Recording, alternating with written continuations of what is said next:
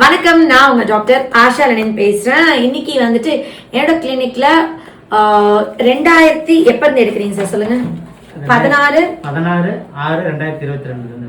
Okay, அப்ப இருந்து எங்க ட்ரீட்மெண்ட் எடுக்கிறீங்க? எத்தனை வருஷமா சாப்பிடறான் தம்பி? இப்ப 3 வருஷம் சாப்பிடறான். வரும்போது உங்க பையனுக்கு வந்து கண்ணை பார்க்கல, புரிதல் இல்ல, கூப்பிட்டா திரும்பி பார்க்கல, அப்புறம் மிக வெட்ட முடி வெட்ட பயம்தான், சட்டை போட மாட்டான், ஃபுல்லாண்டு போட மாட்டான், சாப்பிட மாட்டான், எடுத்து சாப்பிட மாட்டான், சொன்ன வச்சு கேட்க, கொஞ்சம் சத்தமா சொல்லுங்க. சொன்ன வச்சு கேட்க மாட்டான், சாப்பிட மாட்டான், பயங்கரமா அடம் பிடிப்பான். எங்கேயுமே விட்டாலும் துருது நிறைய எல்லா பக்கம் போட்டு பொருளாம் போட்டு எல்லாம் இழுத்து தெரிஞ்சிருவான்.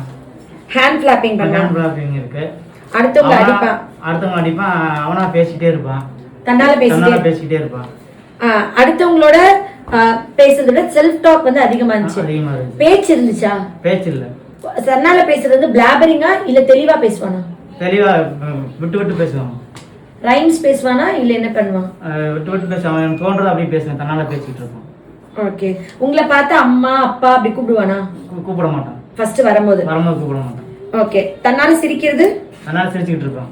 பல்லு விளக்க, கொப்பளிக்க, துப்ப, ஊத, உரிய தெரியாதுன்னு தெரியாது. ஓகே, கட்டி பிடிக்கிறது, முத்தம் கொடுக்கறது இருக்குன்னு சொல்லியிருக்கீங்க. அப்புறம் அடுத்த குழந்தைங்களோட சேர்ந்து விளையாடல, ரொம்ப ஹைப்பர், இதெல்லாம் நீங்க சொல்லியிருக்கீங்க. 2022 இப்போ உங்க பையன் எப்படி இருக்கான்? 90% ரெடி ஆயிட்டான். 90% ரெடி ஆயிட்டான். ஓகே, இப்போ நாங்க கண்டினியூவா ஒரு 2-3 மாசம் இடையில விட்டுட்டோம். அதனால கொடுத்திருந்தா நான் ஃபுல்லா சரியா இருப்பேன், 100% சரியா இருப்பான். சரி, நாங்க மிஸ்டேக் பண்ணிட்டோம் அவ்வளவுதான். உங்க பையனுக்கு 2.5 வயசு இருக்குமா என்கிட்ட வந்தீங்க? இந்த 2.5 வயசு நீங்க வந்ததுக்கு அப்புறம் இப்போ உங்க பையனுக்கு என்ன வயசு ஆகுது? 6 வயசு ஆகுது. 6 வயசு ஆகுது. இந்த 2.5 வயசுல 6 வயசு வரைக்கும் ஹோமியோபதி மருந்து உள்ளார சாப்பிட கொடுத்திருக்கேன் இல்லையா? இந்த மருந்து சாப்பிட்டதுக்கு அப்புறம் ஏதாவது சின்ன சைடு எஃபெக்ட் வந்திருக்கா? ஒரு பிரச்சனை இல்ல. ஒரு பிரச்சனை இல்ல. இன்னைக்கு தம்பி நல்லா இருக்கா? 1000% ஒண்ணுமே இல்ல. இப்படி இருந்து வந்தானா அதை விட 100% கியூரா இருக்கானே, எந்த பிரச்சனையும் இல்ல. ஸ்கூல்ல எப்படி படிக்கிறான்? ஸ்கூல் நல்லா ஃபர்ஸ்ட் மார்க் வந்து 100 வாங்கி இருக்கா. இதுல அப்படியே பேப்பர் கொண்டு வந்திருக்கீங்களா? கொண்டு வரலங்க. அது நீங்க மொபைல் எது வச்சிருக்கீங்களா? மொபைல் வச்சிருக்கேன். அது காமிங்க, நான் வந்து மொபைல்ல உனக்கு அனுப்புறேன். நீ எடிட் பண்ணிடுறியா? வீடியோல எடிட் பண்ணி ஆட் பண்ண சொல்லிடு. நீங்க எனக்கு இங்க இருக்க பேரண்ட்ஸ்க்கு சும்மா காமி உங்க பையனோட மார்க். சோ தட் இவங்க இன்னைக்கு வந்து ஒரு 10 பேரண்ட்ஸ் இன்னைக்கு வந்தவங்களை எடுத்து காமிச்சிருக்கேன். இவங்க பையன் இப்ப சூப்பரா இருக்காங்க, அவங்க அதை மதிக்க மாட்டாங்க. நீங்க எல்லாம் பாருங்க. எவ்வளவு இருங்க, அடுத்த பேரண்ட் உங்களுக்கு வரேனா? இப்ப என்னன்னா ஹோமியோபதியில உள்ளார சாப்பிட மருந்தே இல்ல, இதெல்லாம் சும்மா ஃபேக்குன்னு சொல்லிட்டு ஒரு இன்னொரு படிக்காதவங்க சொல்லிதான் பிரச்சனை, படிச்ச ஒரு டாக்டரே ஹோமியோபதி பத்தி தெரியாம இப்பெல்லாம் நம்பி போயிடாதீங்க அப்படின்னு இன்னைக்கு ஒரு வீடியோ போட்டிருந்தாங்க. அதுக்கு பதில் நான் சொல்லிட்டேன். அதனால திருப்பி அவங்களுக்கு பதில் சொல்றதுலாம் இல்ல. ஆனா இப்படி ஒரு மருந்து இருக்கு, இப்படி ஒரு குழந்தை நார்மல் ஆக முடியும்ன்றது காமிக்கணும்ல. கண்டிப்பா. அப்ப வந்து இப்போ உங்களுக்கு முதல்ல உங்க பையன் எல்லாம் எப்படி சொன்னாங்க, இப்ப நீங்க எப்படி ஃபீல் பண்றீங்க? வந்து எங்களுக்கே கோடி ரூபாய்க்கு மேல சம்பாதிச்சது மாதிரி இருக்கும். முதல்ல அவனை வீட்டை விட்டு வெளியே ஒய்ஃப் அனுப்ப மாட்டாங்க, சத்தம் போடுவேன். வீட்டுக்குள்ளே கூட்டிட்டு போறேன், எல்லா பக்கம் நான் கூட்டிட்டு போறேன். பெருமையா இருக்கு. பையன் அறிவாளி, புத்திசாலிங்கிறாங்க, எல்லாமே சொல்லி. இப்ப நான் கூட வர்றப்ப கூட ஒருத்தவங்க சொல்லிட்டு வந்தேன், அவங்களே நம்பல. அப்புறம் இதெல்லாம் காமிச்சோன்னாடி சரி நாங்க வர்றோம் அப்படின்றாங்க. நிறைய பேர் வந்து ஃபர்ஸ்ட் நம்ப மாட்டாங்க.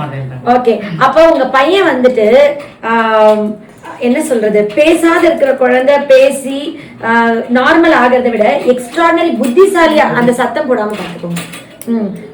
புத்திசாலியா இருக்கிறது வந்துட்டு இப்ப ஒரு அப்பாவா உங்களுக்கு கர்வமா இருக்கு. ஓகே, ஹோமியோபதி மெடிசன்ல இவன் இந்த மாதிரி கியூர் ஆகாதுன்னு 2022 உங்களுக்கு தெரிஞ்சிருக்காதுல்ல? அப்ப நீங்க எப்படி வந்தீங்க முத என்கிட்ட? உங்களோட வீடியோ பார்த்தேன். சோ அந்த வீடியோ விழிப்புணர்வு ஏற்படுத்துது. ஆனா வீடியோல நானு இந்த அட்ரஸ் கான்டாக்ட் டீடைல்ஸ் கொடுக்கறது இல்ல, எப்படி கண்டுபிடிச்சீங்க? நாங்க ஒரு மாசமா வந்து நாங்க இது பண்ணிட்டே இருந்தோம். அப்புறம் தான் அட்ரஸ் கண்டுபிடிச்சோம். நான் வந்துட்டு திருப்பி போயிட்டோம் மேம். ஒரு தடவை வந்துட்டு திருப்பி போயிட்டோம். அட்ரஸ் தெரியாம போயிட்டோம். ஓ, நீங்க என்ன சொல்றீங்க? 12 மணில இருந்து 2:30 வரை ஃபுல்லா இங்கதான் சிலைக்கு பக்கத்துல அங்க இங்கன்னு சுத்துறோம். காரைக்குடி ஃபுல்லா சுத்துனீங்க. ஓகே, தான் நாங்க இங்கதான் ரீச் கண்டுபிடிச்சீங்க. 12 மணில இருந்து 2:45 வரை சுத்துறோம். அட்ரஸ் கண்டுபிடிக்க கொஞ்சம் கஷ்டமா இருந்துச்சு. ஓகே, சரி. இப்போ வந்து உங்க பையன் பண்றது பண்ணி இந்த பையனோட இதெல்லாம் முடிச்சிடுவோம்.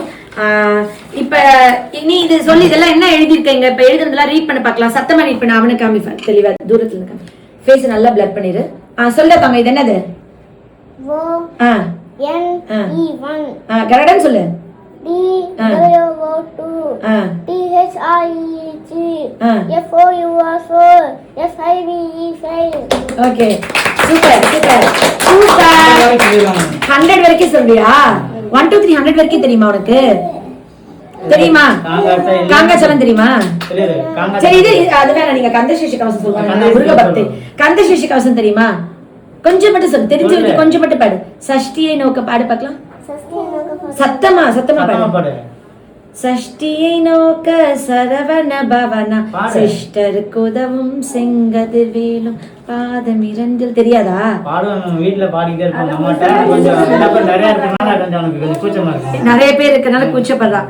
ஓகே, நானும் மனப்பாடமா பாடுவேன். அஸ்வின் மாசமா இருக்கும்ல பாடுவேன், பாடிட்டே இருப்பேன். ரொம்ப பாப்பாவுக்கு சஷ்டிகான்னு பேர் வச்சிருக்கேன். பொண்ணுக்கு சஷ்டிகானே பேரா? இவன் தான் செலக்ட் பண்ணாங்க. சஷ்டிகா எப்படி இருக்கா? என்ன பண்ற பாப்பா? பாப்பா என்ன பண்றா? தூங்குதா? இப்ப பேசணும் போன்ல பேசினானா? ஓகே சரி. அம்மா எங்கடா? அம்மா எங்க? அவனை காமி. அம்மா எங்க இருக்காங்க? உங்க அம்மா எங்க? கூட்டிட்டு வந்தியா இல்ல வீட்லயே? சத்தமா பேசு. கூட்டிட்டு வந்தானா? வீட்லயே விட்டு வந்துட்டியா? நீ அதை நோண்டாம அதை விளையாடாத. மொபைல் நம்பரு, அவங்க அம்மா மொபைல் நம்பரு, அவங்க பாட்டி மொபைல் நம்பர் எல்லாமே சொல்லுவாங்க. எல்லாரும் போன் நம்பர் தெரியும். ஆனா போன் நம்பரை வீடியோல சொல்லிட்டு எல்லாரும் உங்களுக்கு கால் பண்ணி அட்ரஸ் கேட்பாங்க. பரவாயில்ல, டார்ச்சர் ஆயிரும். வேணாம், இந்த மாதிரி வீடியோல போடுறது வந்து உங்களுக்கே அப்புறம் அது வினையா போயிடும். சரி, நீங்க இதை முடிச்சிட்டோம். சோ ஒரு அப்பாவா நீங்க ஜெயிச்சிட்டீங்க. இப்போ உங்க பையனோட உச்சரிப்புக்கு, தெளிவான உச்சரிப்புக்கு நான் ஒரு மருந்து கண்டுபிடிச்சிருக்கேன். அந்த உச்சரிப்புக்குள்ள மருந்து நான் இன்னைக்கு கொடுத்துறேன்.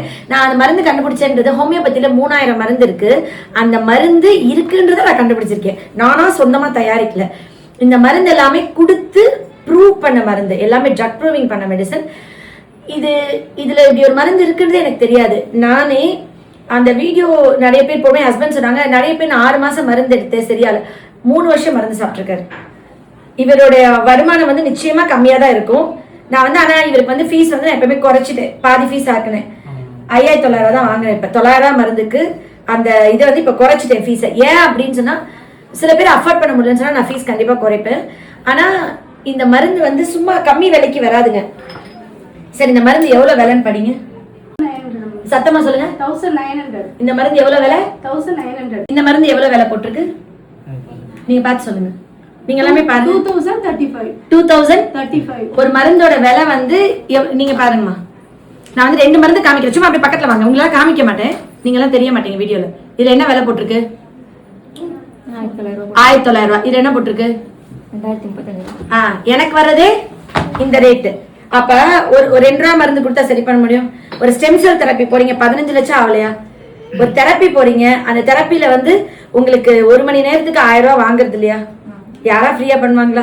அது பண்ண முடியாது இல்ல. அப்ப அது பே பண்ணும் இல்ல. நான் காசு கொடுத்து தானே வாங்குறேன், எனக்கு வந்து ஃப்ரீயா வருதா? அதனால காசு கூட இருக்கு. சப்போஸ் இல்லவே இல்லை, கஷ்டம்ன்றவங்களுக்கு நான் குறைச்சிக்கிறேன். கேட்டா குறைச்சிக்குவேன். நீங்க கேட்டு நான் குறைக்காம வந்திருக்கேனா? கேட்டா குறைச்சிக்குவேன். ஆனா அந்த மருந்தை குறைக்க முடியாதுல்ல. ஒவ்வொரு பொடியும் உட்காந்து 20 பேர் வந்து ஒரு ஒரு அந்த மருந்து டிராப் ஒரு டிராப் விட்டு விட்டு அந்த பொடியை மடிக்கணும். இப்ப நீங்க பொடி வாங்குறீங்கல்ல, அந்த பொடியை ஒவ்வொரு பொட்டலமா உட்காந்து மடிக்கணும். ஃப்ரீயா வந்து எனக்கு யாரும் மடிச்சு தருவாங்களா? நான் 15000 சம்பளம் கொடுத்தாதான் ஒரு ஆள் வந்து மடிப்பாங்க. அப்ப 14 பேர் 15 பேருக்கு நான் இந்த பொடி மடிக்கிறதுக்கு உட்கார வைக்கணும். புரியுதுங்களா? அது வந்துட்டு தயவு செஞ்சு ரொம்ப மரியாதை கொடுங்க. உலகத்துல மருந்தே இல்லாத இடத்துல மருந்து கொடுத்து குணம் பண்றதுக்கு எவ்வளவு விஷயம். சும்மா அதெல்லாம் ஏனோ தானே பண்ணல. ஒவ்வொன்றும் உட்காந்து குட்டி குட்டி பேக்கெட்டா பேப்பரா கட் பண்ணி அந்த பேப்பர்ல கொஞ்சம் பொடி வச்சு அதுல ஒரு சொட்டு மருந்து ஊத்தி அந்த மருந்தை பேக் பண்ணி கொடுக்கணும். எத்தனை மணி நேரம் வேலை. ஹோமியோ மெடிசன் லேட் ஆகுது, வெளியே வாங்கன்னு சொல்றீங்க. இது மருந்து எழுதினோடனே இப்ப ஒரு அட்டையில ஒரு மாத்திரை இருக்குன்னா டக்குன்னு கட் பண்ணி டக்குன்னு டிஸ்பென்ஸ் பண்ணிடலாம். ஒவ்வொரு ஆளுக்கு எழுதின மருந்தை ஊத்தணும் உட்காந்து. அந்த உருண்டை மருந்து அந்த பாட்டில்ல எல்லாருக்கும் ஒரே மாதிரி காலி பாட்டில் தான் இருக்கும். நான் எழுதின மருந்து பேர் எடுத்து அதுல 10 சொட்டு ஆட் பண்ணணும். ஒவ்வொன்றுத்திலையும் ஆட் பண்ணணும். அந்த பொடி அதுக்கப்புறம் உட்காந்து மடிக்கணும். அது எப்படி 5 நிமிஷம் மடிக்க முடியும்? அண்ட் வந்து 6 மாசம் மருந்து சாப்பிட்டு சரியாகலன்னு இவர் நிறுத்திருந்தா இன்னைக்கு உங்க பையன் 100க்கு 100 மார்க் எடுத்திருக்க மாட்டான். இவன் பேப்பர் நான் உங்களுக்கு ஆட் பண்றேன். 3 வருஷம் தன்னோட வறுமையில இந்த 3 வருஷத்தை ஏதோ வேலையை விட்டுட்டேன். 1 வருஷம் வேலையை விட்டுட்டேன். விட்டுட்டு இவனுக்காண்டி இவன் கூட இருந்தீங்க. நான் ஒரு நிமிஷம் பேசலாம். கண்டிப்பா பேசுங்க. இவங்க வந்து நீங்க வந்து பணம் எவ்வளவு எப்ப வேணா சம்பாதிக்கலாம். இவனோட எதிர்காலம் வந்து நம்ம முக்கியம். ஏன்னா பெரிய வளர்ந்து வந்தான்னா இவனோட ஃபியூச்சர் வந்து ரொம்ப இதாயிரும். நம்ம இப்போ 1 வருஷங்கிறது வந்து 2 வருஷம் 3 வருஷம் சேர்த்து சம்பாதிச்சுக்கலாம். 1 வருஷம் நான் வேலையை விட்டு இவனை பார்த்துக்கிட்டாலும் கேர் பண்ணி பார்த்துக்கிட்டாலும் இவ்வளோ நல்லா இருக்கேன். மேம் கொடுக்குற மாத்திரையை வந்து கண்டினியூவாக கொடுங்க, டிலே பண்ணாதீங்க. சக்கரைப்படையெல்லாம் இவ்வளோ மாத்திரை இருக்குன்னு நீங்கள் வந்து இதாகிடாதீங்க. கண்டினியூவாக கொடுத்துக்கிட்டே இருங்க. ரெகுலராக என்ன சொல்கிறாங்களோ அதை ஃபாலோ பண்ணுங்கள். ஃபாலோ பண்ணால் 3 வருஷம் வேணால் இடையில விட்டுட்டேன். நீங்கள் உங்கள் பொண்ணுங்க 2 வருஷத்துக்கு 2 வருஷத்துலேயே குணமாயிருவாங்க. அது எனக்கு 1000% நம்பிக்கை இருக்குது எனக்கு. நீங்கள் அவங்க கொடுக்கறத மட்டும் கண்டினியூவாக ஃபாலோ பண்ணுங்கள். ஒரு ஒரு 70 வயசு ஒருத்தர் சொன்னார், வெளிநாட்டில் வந்து ஒரு டாக்டரை பார்க்குறதுக்கு 2 மாதத்துக்கு முன்னே அப்பாயின்மெண்ட் வாங்கணும். நான் எல்லா பக்கம் போனால் ஹாஸ்பிட்டல் சொல்லுவேன், நீங்கள் வெயிட் பண்ணுங்கள், சத்தம் போடாதீங்க அப்படின்னு. ஏன்னா நான் படிக்கலை, நான் 10th தான் படிச்சிருக்கேன். ஆனால் வந்து இவங்க போகிற பக்கமாக ஹாஸ்பிட்டல் வரப்போ சொல்லுவேன், வெயிட் பண்ணுங்கள், சத்தம் போடாதீங்க. அவர் சொன்னார், நான் 3 மாதத்துக்கு முன்னாடி அப்பாயின்மெண்ட் வாங்கி பார்க்க முடியல டாக்டர் அப்படிங்கிறார் வெளிநாட்டில். ஆனால் இங்கே வந்து நம்ம வந்து தமிழ்நாட்டில் வந்து எவ்வளவோ நமக்கு பரவாயில்ல, சீக்கிரம் பார்த்துறோம். 1 மணி நேரம் 2 மணி நேரம் சீக்கிரம் பார்த்துட்றோம். அதை மட்டும் நினச்சி பிள்ளைகளுக்கு வந்து கரெக்டான மெடிசனை கொடுத்துருங்க. 2 வருஷங்கிறது 1.5 வருஷத்துல கூட சரியாக வாய்ப்பு இருக்குது. நீங்கள் நம்பிக்கை வச்சு அதில் வந்து கொடுங்க. ஏனாதானம் கொடுக்குறாங்க அப்படின்னு கடமை கொடுக்காம பையன் சரியாயிருவான் அப்படின்ற நம்பிக்கையில் கொடுங்க, கண்டிப்பாக சரியாயிருவான். நன்றி. ஆனால் சொன்னாவே ஏன் இதை சொல்றேன்னா, நீங்க ஒரு வார்த்தை சொல்றீங்களே, நான் படிக்கலன்னு. படிப்பே முக்கியம், படிப்பு மார்க். சில பேர் அதுக்கு இது பண்ணுவாங்க, அப்செட் பண்ண மாட்டாங்க. ஆனால் வந்து ஒருத்தர் சொன்னார், அழுதாரு, இங்கே தமிழ்நாட்டில் வந்து எவ்வளோ பரவாயில்லப்பா. அவர் இங்கே இருந்து ஒரு வெளிநாட்டில் போய் செட்டில் ஆகிட்டாரு. ஆனால் வந்து இங்கே ஜிஹெச்சில் ப்ரைவேட் ஹாஸ்பிட்டலில் பார்த்தாரு. நான் சும்மா ஏதாவது ஒரு பையனை கூட்டு பண்ணி அடிவிட்டுனேன். சத்தம் போட்டுட்டு நாங்கள் எந்திரிச்சு சத்தமாக சொல்லிட்டு நான் இங்கே எவ்வளோ பரவாயில்லைங்க. வெளிநாட்டில் வந்து அவரை எழுப்பி நிற்க வச்சு இவர் வந்து 3 மாதமா டாக்டர் அப்பாயின்மெண்ட் வாங்கி பார்க்க முடியாமல் வந்து இங்கே வந்திருக்காருங்க. நம்ம தமிழ்நாட்டு எவ்வளவோ பரவாயில்ல, சீக்கிரம் வந்து அவங்க வந்து பார்த்து நம்மளை அனுப்பிச்சு விட்றாங்க அப்படின்னு சொல்லி கொஞ்ச நேரம் அமைதி ஆகிட்டாங்க. நான் எல்லா பக்கம் போனால் சொல்லிடுவேன். கொஞ்சம் 1 மணி நேரம் 1/2 மணி நேரம் வெயிட் பண்ணுறோம், நமக்கு தப்பு ஒன்றும் இல்லை. 11, 12 எழுதுன குட் பாய். இல்ல எழுதுறியா? எழுதுறியா? சரி சரி, நீ குட் பாய் தான், நல்ல குட் பாய். நான் ரொம்ப பாராட்டுறேன். இப்ப அடுத்த பேரண்ட பாத்துருவோம். இவங்களோட நீங்க இருக்கலாம் பக்கத்துல, நீங்க ஜூனியர் டாக்டர்ஸ் தானே, பின்னாடி கூட நின்னுக்கோங்க. உங்களுக்கு ஒரு விளம்பரம் தானே, நில்லுங்க. 4 பேர் இவங்க ஆஷரன் மேமோட ஜூனியர்னு உங்களுக்கு நிறைய கிளினிக் போகும், பேஷண்ட் வரும். ஓகே, நீங்க சொல்லுங்க மேம். இப்ப அவ வந்து ஐ கான்டாக்ட் இல்ல, புரிதல் இல்ல, கூப்பிட்டா திரும்பி பார்க்கல, கொல பிசு பிசுனா தொட மாட்டான், மோஷன் பண்ண கையில டக்குன்னு எடுத்துருவான், ஹேண்ட் கிளாப்பிங் பண்ணுவான், அப்புறம் கோபம் பிடிவாத இருக்கு, ஒரு வார்த்தை எப்பயாச்சும் பேசுவான்னு சொல்லிருக்கீங்க. நீ எழுதணும், குட் பாயா பேசக்கூடாது, எழுது. செல்ஃப் டாக் இருக்கு, லாஃப் இருக்கு, ஏதாவது வேணும் இது வேணும் பாயிண்ட் பண்ண மாட்டான், உங்க கையை பிடிச்சி இழுத்துன்னு போய் அங்க விடுவான், உங்க கையை எடுத்து அந்த பொருள் மேல வைப்பான்னு சொல்லியிருக்கீங்க. 2 பொருள் இருந்தா சூஸ் பண்ண தெரியல. Sitting tolerance poor, repeated activity இருக்கு, பிரைவேட் பார்ட்ஸை கை வைப்பா, ரோட் சென்ஸ் புவர், மூந்து பாப்பா, பல்லு விளக்க கொப்பளிக்க துப்பலா பரவாயில்லன்னு சொல்லியிருக்கீங்க. குரூப் பிளே இல்ல, அடுத்த குழந்தையோட சேர்ந்து விளையாட சைடா பாப்பான்னு சொல்லியிருக்கீங்க. ஹேண்ட் கிளாப்பிங் இருந்துச்சா மேம்? இல்ல மேம், ஹேண்ட் கிளாப்பிங் இல்ல. சரி, நான் இதுல மென்ஷன் பண்ணாம இருக்கேன். அடுத்த குழந்தையோட சேர்ந்த இடத்துல social behaviour poor, over exciter திடீர்னு ரொம்ப குஷியாயிருவான்னு சொல்லியிருக்கீங்க. சோ இவன் எந்த டேட்ல இருந்து உங்க பையன் எடுத்திருக்கானா? 29/10/2022 இருந்து எடுத்திருக்கா. 5 வயசுல இருந்து. இப்ப என்ன வயசு ஆகுது? 8 வயசு ஆகுது. இப்ப உங்க பையன் எப்படி இருக்கான்? ஃபர்ஸ்ட் வரும்போது இப்படி இருந்திருக்கான், இப்ப எப்படி இருக்கான்? ஒரு வார்த்தை கூட வர அம்மா அப்பா 2 சொல்லுவான், எப்பயாவது தனக்கு தானே சொல்லிப்பான். இப்ப என்னை கூப்பிட்டு எல்லாமே கேட்கற, சொல்ல போனா பேச்சே நான் அவ்வளவுதான் பேச மாட்டான் பையன், எவ்வளவுதான் போல் இருக்குன்னு நினைச்சிட்டேன். நான் வரும்போதெல்லாம் உங்ககிட்ட அழுதுட்டே தான் வருவேன். இப்பெல்லாம் எனக்கு நம்பிக்கை இருக்கு, எப்படி நம்ம பையனை ரெடி பண்ணிடலாம். ஆனா இவர் சொல்றதை பார்த்தா எனக்கு ஒரு கவலை இருக்குன்னா நான் முன்னாடியே கொண்டு வராம போயிட்டேன். நீங்க 2.5 வயசு வந்திருக்கான், இவன் இவ்வளவு கிளியரா இருக்கிறான், இந்த அளவுக்கு கிளியரா, ஆனா வந்துட்டே இருக்கான், நம்பிக்கை இருக்கு. ஒரே நீ இப்படி இருந்துக்காம இவன் எழுதிட்டே இருக்கிறது ஒரே ஒரு கஷ்டம் மட்டும் தான் எனக்கு முன்னாடியே தெரிஞ்சிருக்க கூடாதா? தெரிஞ்சிருந்தா நான் இப்ப இந்த மாதிரி உட்கார வச்சிருந்துருவேன். அது ஒரு கஷ்டம். நம்ம மற்றபடி நிறைய இம்ப்ரூவ்மெண்ட் சொல்ல போனா நீங்க கொலக்குள்ள பிரிச்சு அதெல்லாம் இப்ப எதுவுமே இல்ல. போனா சொல்றான், அவனே வாஷ் பண்ணிட்டு வந்துடுவான் மேம். சூப்பர். எப்ப போயிருக்கானே கண்டுபிடிக்க முடியாது. இப்போ ஒரு சில விஷயம்லாம் எனக்கு எப்போ போனா பாத்ரூம் போனா இப்ப நான் கவனிக்கணும்ல மேம், கரெக்டா போறாங்களான்னு அது பார்க்கவே முடியல. ஏன்னா அவனே முடிச்சுட்டு வந்துடுறான். உச்சா வருது, தண்ணி வேணும், எல்லாம் அவனுக்கு தேவை எல்லாமே கேட்கறான் மேம். அவனை எப்படியும் புரிய வச்சிருவான் நம்மளுக்கு. அவனுக்கு அந்த கிளாஸ் வேணும்னா அதை கலரு ஷேப்பை சொல்லுவான், புரிய வைக்க முடியலன்னா கிளாஸ்னு புரிய வைக்கணும்னா கலரை சொல்லுவான், ஷேப்பை சொல்லுவான். எதையுமே கேட்டுட்டு தான் மேம் எடுப்பான். அந்த ரெஸ்பான்சிபிலிட்டி இருக்கு அவங்ககிட்ட, அது பெரிய விஷயம். சொல்ல போனா நீங்க சொன்ன மாதிரி படிப்புல நல்லாவே அவங்களே கேட்குறாங்க. இவனுக்கு வந்து பேச்சும் ரைட்டிங் எப்படி ஒன்றா வருதுன்னு தெரியல மேம். நாங்கள் வந்து ஸ்பெஷல் ப்ரோக்ராம் போட்டிருக்கேன்.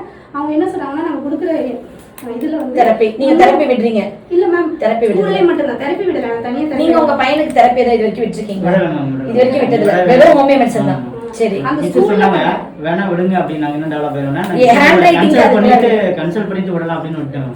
ஓகே, அவங்களே என்ன சொல்றாங்கன்னா ரைட்டிங்கும் ஸ்பீச்சும் ஒண்ணா வருது இவனுக்கு, ஈக்குவலா வந்துட்டு இருக்கு. அது பெரிய விஷயம். ஒரு பிள்ளைங்களுக்கு வந்து ரைட்டிங் தான் வரும், ஒரு சில பசங்களுக்கு பேச்சு தான் வரும். இவனுக்கு இதெல்லாம் ஈக்குவலா வந்துட்டு இருக்கு அப்படின்னு சொல்றாங்க. அதுவே எங்களுக்கு ஆச்சரியமா இருக்கு. அவங்களுக்கு நான் சொல்லிட்டேன், டீச்சருக்கு மட்டும் சொன்னேன், நான் எடுக்கிறேன்னா கண்டினியூ பண்ணுங்க மேம், கண்டினியூ பண்ணுங்க, நல்லா இம்ப்ரூவ்மெண்ட் ஆகிட்டு இருக்கான். அதே மாதிரி அந்த பசங்க வந்து இன்னும் இவனோட சேர்ந்த பசங்கள்லாம் 1 2 3 முழுசாவே முடிக்கல. இவன் 100 வரையுமே எழுதுவான், சொல்லுவான், ரிவர்ஸ்லயும் சொல்லுவான்னு மேம் சொன்னாங்க. 100ல இருந்து ரிவர்ஸ்ல சொல்லுவான். இப்போ 10 இப்போ நான் இங்க வெளில வச்சு கேட்டேன், சும்மா ஓடிட்டே இருக்கிறானே பிடிச்சி கேட்போன்னு. அழகா சொன்ன பக்கத்துல உள்ளவங்க சொன்னாங்க, பரவாயில்லையம்மா இவ்வளவு இருக்கிறான், நீங்க என்ன இவ்வளவு பிரச்சனைன்னு சொல்றீங்க அப்படின்னு. உங்க பையன் சீக்கிரமா நார்மல் ஸ்கூல் போகணும்னு நான் வேண்டிக்கிறேன். கண்டிப்பா மேம், நம்பிக்கை இருக்கு மேம். எனக்கு நேற்று பார்க் கூட்டு போனேன், அந்த பேரண்ட்ஸ் சொன்னாங்க பரவாயில்ல இவ்வளவு கிளியர் ஆயிட்டான், 10 வயசுல நார்மல் ஆயிடுவாங்க மேம், நல்லா இருக்கு. அது எனக்கு ரொம்ப நல்லா இருந்துச்சு. நான் பட்ட கஷ்டத்துக்குலாம் அவங்க சொன்ன வார்த்தை எனக்கு காதுக்கு அப்படி குளிர்ச்சியா இருந்தது. 10 வயசுல நார்மல் ஆயிடுவோம் மேம், நார்மல் ஸ்கூல்ல போட்டலாம் அவ்வளவுதான் அப்படின்னு சொன்னாங்க. இதெல்லாம் கேட்கும்போது சார் சொன்ன மாதிரி எனக்கு இப்ப நம்ம படுற கஷ்டத்துக்குலாம் இதுதான் ரிவார்டு மாதிரி ஸ்கூல்ல மிஸ். அதே மாதிரி நானும் எடுக்காம வந்துட்டேன். அவனுமே 75 80 தான் மார்க், குறையவே குறைய ஃபுல் மார்க் எடுப்பான். மார்க் நல்லா எடுப்பான். தமிழ்ல அழகா எழுதுவான், 100க்கு 100 அந்த மாதிரிலாம் எடுப்பான். எல்லாமே அவங்களே சொல்றாங்க. மருந்து சாப்பிட்டதுக்கு அப்புறம் தம்பி வந்து டே பை டே இம்ப்ரூவ் ஆகுது நீங்க ஃபீல் பண்ணிட்டே இருக்கீங்க? கண்டிப்பா ஃபீல் பண்றேன். எப்படின்னா நான் தெரப்பி எதுவும் விடல, ஸ்கூல் போறான், நான் மெடிசன் சாப்பிடுறேன். ஸ்கூல்ல கொஞ்சம் தெரப்பி சொல்லி தருவாங்க, சும்மா சொல்லி தராங்க கொஞ்சம். அது இந்த அளவுக்கு மாறுமானு தெரியல. ஏன்னா அதையே தெரப்பி பண்ற பசங்க அந்த அளவுக்கு மாறல இல்ல மேம். அதே மிஸ் கிட்ட படிக்கிறேன், அதே கிளாஸ்ல உள்ள பையன், அதே வயசுல உள்ள பையன், என் பையன் கூட அட்மிஷன் போட்ட பசங்க அந்த அளவுக்கு ஆகல. ஓ, உள்ளார மருந்து கொடுத்து உங்க பையன் நல்லா இருக்கான், உள்ளார மருந்து கொடுக்காம எடுக்கிற தெரப்பி எடுக்கிற மித்த பசங்க இந்த அளவுக்கு இம்ப்ரூவ் ஆகல. அதை வச்சு நான் சொல்றேன் கண்டிப்பா. ஓகே, அதுல அதான் நான் வந்து அவங்க நாங்க 3 பேர் ஒண்ணா அட்மிஷன் போட்டோம். அதே 5 தான் எல்லாரும் அந்த 5 அதே 5 வயசு தான் போட்டீங்க. இப்போ அந்த வயசுல என் பையன் வந்து காம்படிஷன்ல ஃபர்ஸ்ட் வந்திருக்கான். அந்த பசங்க காம்படிஷன்ல கலந்துக்கவே இல்லை. அவங்களுக்கு இந்த அளவுக்கு புரிதல்லாம் என்ன வரல, புரிதலும் இல்ல, ரைட்டிங் வரல, ஸ்பீச் வந்து சொல்ல கொடுத்தத கூட சொல்ல தெரியல அவங்களுக்கு. ஓகே, ஹாய் பாய் சொல்லி கொடுக்குறாங்க, அது கூட வாயில வரல. இப்ப ஹாய் சொல்ல உடனே யாரு என்னெல்லாம் பார்க்க மாட்டான். ஓகே, ஹாய் ஆண்டி, ஹாய் அக்கா. அவங்க மாஸ்க் போடாதனால அந்த மாஸ்க் இது பண்ணல. போன தடவை என்கிட்ட கிளினிக் வந்து பயங்கரமா அழுதுகிட்டே இதுக்கும் மருந்து இருக்கும், நீங்க ஒழுங்கா படிச்சு கண்டுபிடிங்கன்னு சொன்ன ஒருத்தவங்க இன்னைக்கு இருக்காங்கன்னா கடவுளுக்கு நான் நன்றி சொல்றேன். என்ன போன தடவை அந்த மாதிரி என்ன திட்டிட்டு போனீங்க, திட்டல அழுதுட்டே சொல்லிட்டு போனீங்க. அப்படியே நின்று சத்தமா சொல்லுங்க, உங்களை காமிக்க முடியாது, மாஸ்க் போடாம வந்துட்டீங்க. மருந்து நீங்க கண்டுபிடிக்கல மேம், அதுக்கான மருந்து நீங்க என்ன கொடுக்கல, நீங்க கண்டுபிடிக்கல, என்னையே நீங்க சொல்றீங்க அப்படின்னு சொன்னீங்க. சொல்லிட்டு போயிட்டு உண்மையாவே அந்த ஒரு தாயோடைய கண்ணீரோ என்னமோ, அதுக்கப்புறம் டே அண்ட் நைட் படிச்சு இதுக்கு பேச்சு உச்சரிப்புக்குன்னு ஒரு மருந்து இருக்குமா, நானும் உங்களை மாதிரி தானேமா, நான் டாக்டர் தான், கடவுள் கிடையாது, சூப்பர் பவர்ல. அன்னைக்கு நீங்க விட்ட கண்ணீரோ என்னமோ எனக்கு அதான் சொன்னேன். 2024 வந்தவங்களுக்கு தெளிவான உச்சரிப்புக்கு பேச்சுக்கு மருந்து இருக்கானா, நிறைய பேர் ஸ்பீச் தெரப்பி விட்டு கூட பேச வச்சிருக்கலாம், நிறைய பேர் வந்துட்டு அம்மா பிராக்டிஸ் பண்ணதுலேயே பேசியிருக்கலாம். என்கிட்ட இல்லைன்றனால நான் உங்களை அப்படி சொன்னேன். நான் முன்னாடி எல்லாம் வந்து பேரண்ட்ஸ் தான் வந்து கொஞ்சம் சப்போர்ட் பண்ணல, நீங்க வீட்டுல கவனிக்கல போல அப்படிலாம் நினைச்சுக்குவேன், இந்த பேரண்ட் கோஆபரேட்டிவ் இல்லைன்ட்டு மாதிரி நினைச்சுக்குவேன். ஆனா நீங்க அன்னைக்கு சொல்லிட்டு போனதுக்கு அப்புறம் உங்களோட கண்ணீருக்கு நான் வந்து நைட் உட்காந்து ஃபுல்லா உட்காந்து படிச்சுக்கிட்டே இருந்தேன். பார்க்கும்போது பேச்சு இல்ல, உச்சரிப்பு கம்மியா இருக்கு. எனுன்சியேஷன், அதாவது ப்ரொனவுன்சியேஷன் தான் பேச்சு, புவர் எனுன்சியேஷன்னா உச்சரிப்பு இருக்காது. பேசுவாங்க, என்ன பேசுறாங்கன்னு புரியாது, அம்மாக்கு மட்டும் புரியும் அந்த வார்த்தை எல்லாம், மித்தவங்களுக்கு புரியாது. அது பேர் தான் எனுன்சியேஷன். அந்த புவர் எனுன்சியேஷன்றதுக்கான மருந்தை வந்து நான் கண்ணில் தெரிஞ்சிருச்சு. ஒரு நாள் நைட்டு 2 மணியோ 3 மணிக்கு தான் கண்டுபிடிக்கிறேன். அதாவது அந்த புக்கில் இருக்கு, அதை வந்து நான் திடீர்னு பாக்குறேன். இப்ப அந்த மருந்து நீங்க இப்ப இவங்களுக்கெல்லாம் கேட்டா கூட கண்டே பிடிக்க முடியாது, ஏன்னா அதுக்கு 10,000 புக்கை ரெஃபர் பண்ணணும், ஏதோ ஒரு புக்ல எங்கேயோ. அதுக்கப்புறம் அதை கண்டுபிடிச்சப்பதான் அன்னைக்கு ராத்திரி என் கண்ணுக்கு நீங்க தான் தெரிஞ்சீங்க. இந்த அம்மா நம்மளே நீங்க மருந்து கண்டுபிடிக்கல மேம், நீங்க கண்டுபிடிச்ச என் பையனுக்கு கொடுங்கன்னு சொல்லிட்டு போனாங்க. இன்னைக்கு உங்களால இப்ப 10,000 குழந்தைங்களுக்கு அது புண்ணியம் தானே. உங்க பையன் எல்லாமே பர்ஃபெக்ட் ஆயிட்டான். இப்ப நீங்களே அவங்க பையனை பாருங்களேன், எல்லாமே 100க்கு 100 தான் மேம். அவனும் மார்க்கு எல்லாம் சூப்பர், தெளிவா பேசல, அதுக்கே இவ்வளவு கோபம். உண்மையாவே 2018, 19, 20 என்கிட்ட வந்துட்டு எனக்கு வந்து அப்போ 100% இதுக்கு எல்லாமே மருந்து ஃபார்முலா கொண்டு வராம இருந்திருக்கலாம். இப்ப அந்த ஃபார்முலா 100% இருந்துச்சு. அது காரணம் என்னோட தோல்விகள் தான். அதை தோக்கும் போது 10 குழந்தைங்க கம்ப்ளீட்டா பேசி நார்மல் ஆயிடும், 2 குழந்தை ஆகாது. இந்த மாதிரி எல்லாரும் தானே சரி பண்றாங்க, நீங்க மட்டும் இதுல சரியாலன்றீங்க. அந்த 2க்கும் ஒரு மருந்து இருக்கும், அதுக்கு கண்டுபிடிங்கன்னு சொல்லிட்டு போனாங்க. அந்த வார்த்தையை கண்டுபிடிச்சாச்சு, குடுக்குறேன். இப்ப நீ எழுந்த வேணாம், வெயிட் பண்ணு, குடுக்குறேன். நீங்க வந்து உங்க பையனை பேச வச்சுட்டு அப்ப என் ரூம்குள்ள வரும்போது தேசிய அழுகாம மட்டும் அழுக மாட்டேன் மாமா. ஒவ்வொரு தடவை உள்ள வரும்போதும் ஒரே அழுகி. இப்ப அழுதுட்டே பேசினாங்களா, எப்படி பேசினாங்க, அப்படி துக்கம் தோண்டி அடிச்சு வந்துரும் மேம். நிறையாமே அது நான் அழுகாம இருந்து பேசணும்னாலும், ஏன்னா அவனை குணப்படுத்தி அவனை சரி பண்ணி கொண்டுட்டு வரணும், அதுதான் எனக்கு பெரிய ஒரு இது. இந்த மாதிரி லட்சக்கணக்கான பேர் போன் டிவி காமிச்சு உங்க குழந்தைங்க இப்படி ஆகும் பொழுது அந்த மாதிரி ஒரு வாழ்க்கையே இருளடைஞ்சு போயிருக்கும் போது என்ன பண்ணாலும் இப்ப நீங்கெல்லாம் உங்க பையனுக்கு என்ன வயசு மேம்? 6 வயசு ஆச்சு. இப்பதான் புதுசா இன்னைக்கு தான் வந்திருக்கீங்க. 6 வயசு ஆச்சு. நீங்க தெரப்பி எதுவும் விட்டுருக்கீங்களா? தெரப்பி விட்டு எத்தனை வருஷம்? 3-4 வருஷம் தான். இப்ப உங்க பையன்கிட்ட என்னென்ன இம்ப்ரூவ்மெண்ட் இருக்கு? அவங்க கிட்ட ஒரு அந்த ஆட்டிசம் ஃபீச்சர்லாம் கொஞ்சம் தான் ஃபேட் ஆயிருக்கு. பேசுறானா? இல்ல, நான் வெர்பலா இருக்கா? இன்னைக்கு தான் ஃபர்ஸ்ட் டைம் வந்திருக்கீங்க. ஓகே, இன்னைக்கு ஒரு நிம்மதி இருக்குல்ல உங்களுக்கு? அட்லீஸ்ட் இப்படி பார்க்க தப்பான வீடியோஸ் தப்பா அக்யூஸ் பண்ணி அவங்க ஃபேமஸ் ஆகணும்னு போட்டு உண்மையாவே குணமாக வேண்டிய குழந்தைங்களுக்கு நல்ல விஷயம் போய் சேராம போயிருந்தா இந்த வீடியோ போடுறேன். இல்லைன்னா இது கூட நான் பண்ண மாட்டேன். சொன்னேன் யாரும் எதுவும் சொன்னாங்கன்னு நீங்க சொன்னல, முதல்ல போய் பார்த்து சொன்னாங்க. ஏன்னா இப்படிதான் நானும் வந்தேன் ஃபர்ஸ்ட் டைம். இதே மாதிரி தலை இப்படியே தான் இருந்தேன்.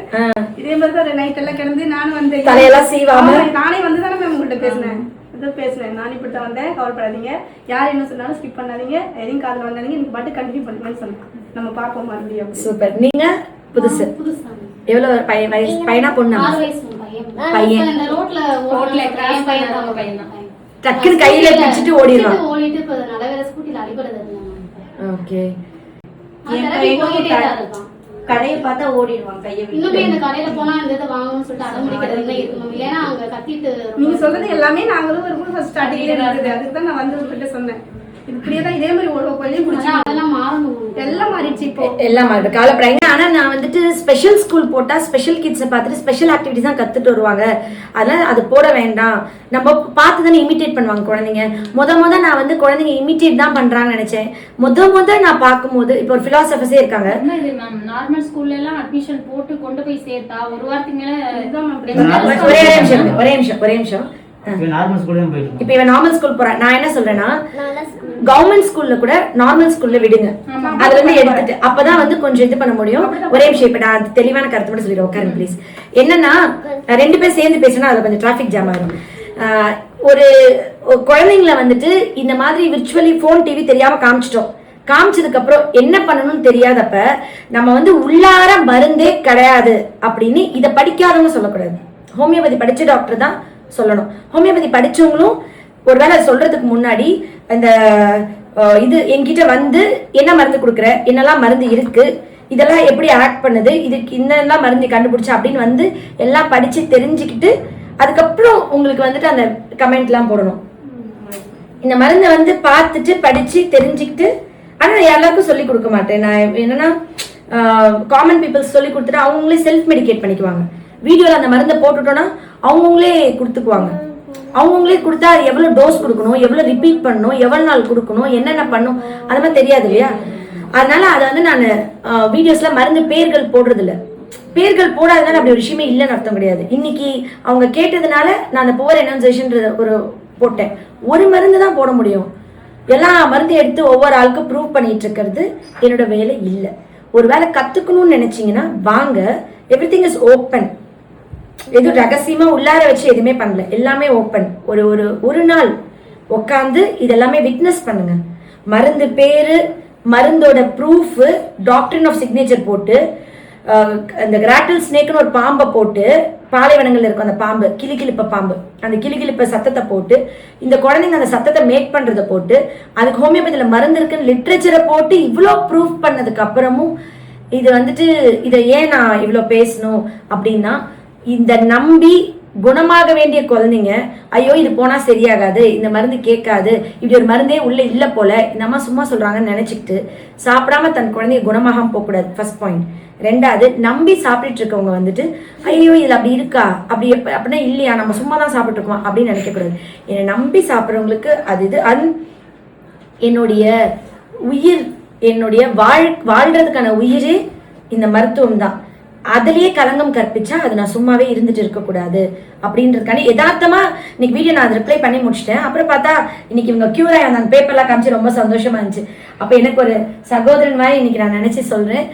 தம்பி வந்து எவ்வளவு ஒரு ஞானம் பாருங்களேன். காமராஜர், இவங்க பேர் என்ன, கமலஹாசன்ல இருந்து நிறைய பேர் நான் படிக்கலன்னு சொல்லுவாங்க. ஆனா படிக்காதவங்களுக்கு இருக்கிற அந்த ஞானம் இருக்குல்ல, அந்த பொறுமை, சகிப்புத்தன்மை, அவங்களுக்கு இருக்கிற அறிவு இருக்குல்ல, பெருசா படிச்சு மார்க் எடுத்து அந்த புக்ஸ் டிகிரி சர்டிபிகேட் வச்சிருக்காங்கல்ல, அவங்களுக்கு இருக்கிறது இல்ல.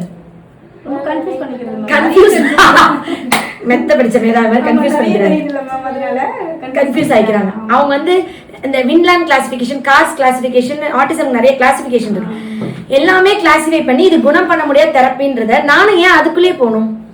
நான் வந்து இதுக்கே எல்லாம் பண்ணி இது குணமாக முடியாதுன்றாங்க, இதுக்குள்ளேயே நான் ஏன் போகணும்? நான் அதை ஒரு நிமிஷம் நிப்பாட்டிட்டு நான் ஒரு ஸ்டெப் தள்ளி வந்து நான் ஒவ்வொரு குழந்தைங்களையும் பார்த்து சிம்டம் எடுத்து கேஸ் எடுத்து இந்த சிம்டம்ஸ் எல்லாம் ரெக்கார்ட் பண்ணி அவ்வளோ வீடியோஸ். என் வீட்டுக்காரர் சொல்வார், நீ வந்து இந்த ஒவ்வொரு குழந்தைங்களும் ரெக்கார்ட் பண்ணி அதை உட்காந்து ராத்திரி பகலமா படிச்சு நீங்க உங்க ஒரு பையனுக்கு பைத்தியமாறன்றீங்க. என் வீட்டுக்காரர் சொன்னார், அப்படி நீ வந்து ஹோமியோல இது பண்ணணும் தேவையில்லை, நீ கிட்னி ஃபெயிலியர் லிவர் ஃபெயிலியர் மட்டும் எவ்வளவு ஸ்கோப் இருக்கு, இன்ஃபர்டிலிட்டி நீ கொடுத்து கன்சீவ் ஆன எவ்வளவு 1000 பேர் இருக்காங்க, போய் அதை பண்ண எதுக்கு இதை பண்றேன்னு, அதுக்கெல்லாம் 1000 வழி இருக்கு. இல்ல அது வந்துட்டு இது நிறைய வழி இருக்கு அதுக்கு. ஆனா இதுக்கு என்ன விட்டா வேற வழி இல்ல. நான் அப்பதான் சொன்னேன், அதுக்கெல்லாம் வேற ஆப்ஷன் இருக்கு. குழந்தை என்கிட்ட கன்சீவ் ஆகும் இல்லையா, போய் ஒரு ஐவிஎஃப் பண்ணிக்கலாம். அதே மாதிரி அந்த 4 மாசம் சாப்பிட்டேன் 6 மாசம் சாப்பிட்டேன் வேஸ்ட்னு சொல்ற பேரண்ட்ஸ்க்குலாம் நான் வருத்தப்படுறேன். அப்படி நினைக்காதீங்க, அது வந்து ரொம்ப தப்பு. சில இப்ப இவங்க குழந்தை 3 வருஷம் சாப்பிட்டுருக்காங்க, 2 வருஷம் சாப்பிட்டுருக்காங்க, ஒரே வருஷத்துல சரியான குழந்தைங்களும் இருக்காங்க. எவ்வளவு பேரண்ட்ஸ் எஃபர்ட் போடுறது தாண்டி எவ்வளவு சிவியரா அவங்க அஃபெக்ட் ஆயிருக்காங்கன்றத பொறுத்து. சில குழந்தைங்க சிவியரா அஃபெக்ட் ஆயிருப்பாங்க. அதனால இத ஒரு விழிப்புணர்வா எடுத்துட்டு அண்ட் இதுக்கு உள்ளார சாப்பிட மருந்து இருக்கு, சாப்பிட்டா ரிசல்ட் இருக்குன்னு இன்னும் எத்தனாயிரம் குழந்தைங்களை நான் போடணும்?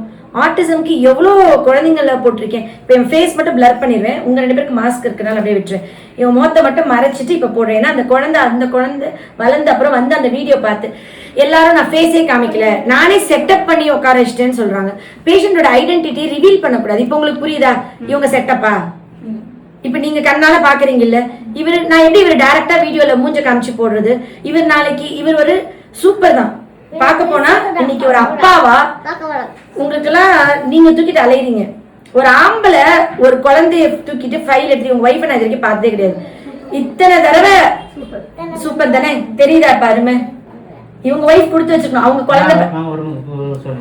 நான் இவனை கேர் பண்ணி பார்த்தது காரணமே இங்க ஒருத்தர் வந்திருந்தாரு.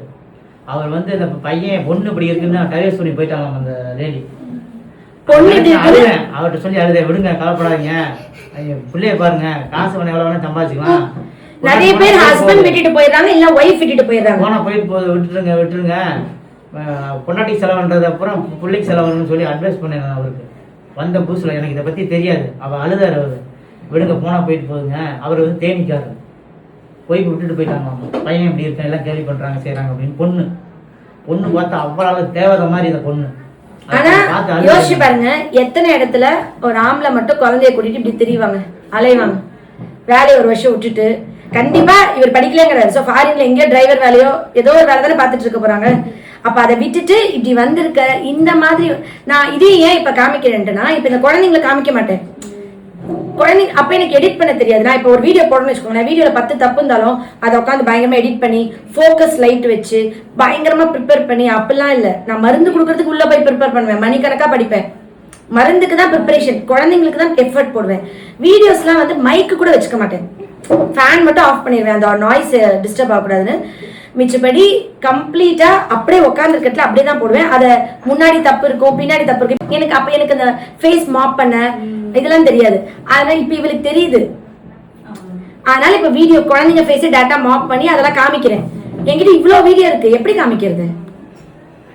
இன்னைக்கு இவங்களையும் ஏன் டைரக்டா பர்சன்ஸ் இது பண்றேன்னா, நான் வந்து இப்படி ஒரு ஆளே இல்லை, நானே செட்டப் பண்ணி பேச வச்சிடறேன்னுறாங்க. அப்படிலாம் ஏன் பண்ணும்?